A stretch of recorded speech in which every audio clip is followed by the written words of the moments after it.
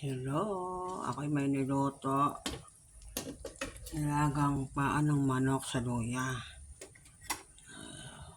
Iba naman ang ulam. Sinamahan ko ng patatas. Malambot na to. Halos 1 oras at kalahati ko itong niluto.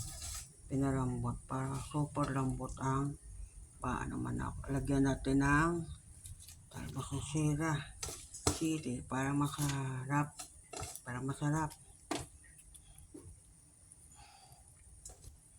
Ganyan lang ako magluto. Simpleng ulam. Simpleng luto sa paa ng manok. Yan. Ugas bigas ang aking pinangsabaw para masarap. Yan. Takpan natin uli para lumasa yung talbos ng sili. Yan natin uli. Sa nanonood po, paki-like and subscribe. Simpleng ulam lang to, pero masarap.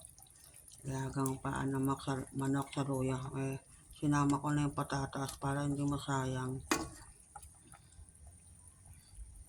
Tikman natin.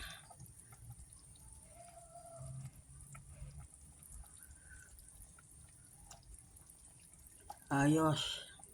Sakto lang ang alat niya. Bago ko ito niluto, nilagyan ko muna ng asin yung mga manok. Binudburon ko muna ng asin, tapos konting tubig muna. Saka ako nagdagdag pag malambot na ang paa ng manok.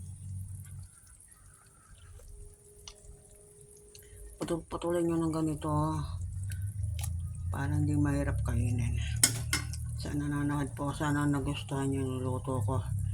Paki-like and subscribe. Salamat po sa panonood. Sa next niluto ko po para makapanood kayo. Salamat po sa panonood. Paki-like and subscribe. Salamat. God bless.